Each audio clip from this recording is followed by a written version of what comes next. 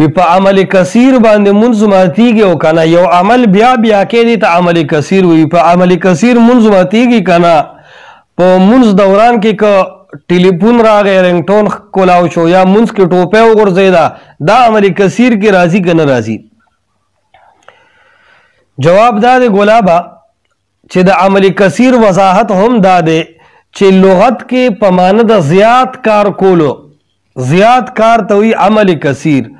مثال په تور باندې ته مانځ کې بټوا بیا بیا کولاوي او پیسې پکې شمارې دته وی عمل کثیر منګز راواله او بګیره کې واقع وختو کې واقع بار بار ټیم ته ګوري لاس ته غړې ته ګوري دا عمل کثیر دی د سره منځ ماتي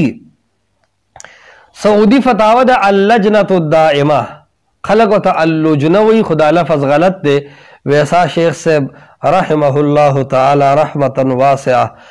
کامل الف مره غیبه د لفظ تصحیح دور تفسیر کې کولا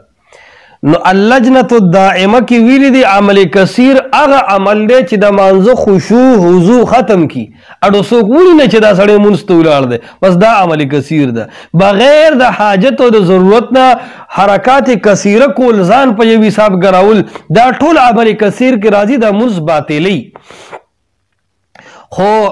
اوس یو داسې عملی چې هغه د ضرورت مطابقي لکه مثال تا ته په مانځه کې رنګټون راغی اول خو ښه دا دی چې مانځه لځې موبایل بند کا یا یې سایلنټ کا که سایلنټ که نو کم از کم ستا مونځ باندې به څه اثر وغورځېږي دومره به پوه شي چې رنګ راغی خو نورو خلکو ته به اواز نه رسي نو د نورو مونځ به بچ شي خو که بهرحال رنګټون پرې راغی او ښه ګرمه ګاډه پرې لګېدلي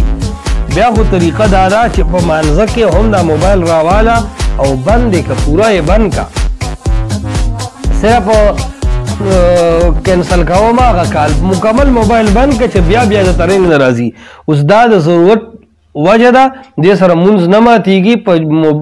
مانځه دوران کې موبایل راغستل او بندول دا د ضرورت د وجه نه جایز دي دې سره مونځ نه ضایع کیږي د دې دلیل علما دا ذکر کوي امامه رضی الله تعالی عنہ جناب رسول الله صلی الله علیه وسلم اغا انواسه وا امامه تنها په نفل منځ کې نه فرض منځ کې رااله او د پیغمبر علیه السلام اوګو مبارک او تبو خطو پیغمبر علیه السلام په منځ کې هغه د اوګو نه کوزه کړه او خپل سجده وغیرہ به وکړو د دې نه دا معلومیږي چې د ضرورت مطابق داسې حرکت کول د سره منځ باطلیږي نه او دا په عمل کثیر کې نه راځي ام المؤمنین عائشہ صدیقہ رضی اللہ تعالی عنہ فرمائی ما یوزل ور اٹکو د کمرے ور بندو رسول اللہ صلی اللہ علیہ وسلم را مخ کې شو دروازه کولاو کړه زرا دن شم او بیا رسول الله صلی الله علیه وسلم شاته شو په مانځه کې د منځ دوران کې وره وته کولاو کو دا هم عملی کثیر کې ناراضي د ضرورت د وجه نه جایز دي دکه سي دا هم یو مسله ده چې منځ شروع وي مخې ته منګک خطرناک یا مار تیر شو ته د منځ دوران کې هغه مړ که دا شریعت یو حکم دی اوس دې سره منځ نه ماتېږي دا یو ضرورت دی خلکو ته تکلیف د مار او لړم وغیره نه رسیدي شي دکسې که د یو سړي نه ټوپی وغورځېده پټکې وغورځېدو هغه هم په مانځه کې راواخله سمې کا دا عمل کثیر کې نه راځي دا ضرورت دی د وجه نه دا جایز دی بعض علماء ویلي دي چې یاره مانځه کې ټوپی سمول صحیح نه دي امام بخاري رحمه الله علیه کتاب الصلاة کې په دې رد کړی دی او ذکر کوي ووضع ابو اسحاق قلنسوته فی الصلاة ابو اسحاق خپل ټوپی په مانځه کې راغستې وه او په سر باندې ایښې وه او علماء دا وایي چې رفع العمامة اسهل من رفع الامامه نبی علیہ السلام امامه د سر نه کوزه کړې وه نو که یو سړي پټکې راواغسته خو د هغې نه کم عمل دی فلهذا داسې عمل کول چې هغه انتهایي بد لګي بیا بیا ځان ګرول هسې ګرول مانځه کې بیا بیا ټایم کتل دا عمل کثیر دی د سره مونځ ماتیږي خرابیږي باطل کی کم چې د ضرورت څیزونه دي لکه مثال ټوپې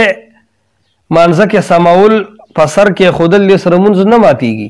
دارنګه رنګ راغی هغه کټ کول موبایل بندول د سره مونځ نه ماتیږي یا ماشوم د سر ته وخته ته د سجدې نه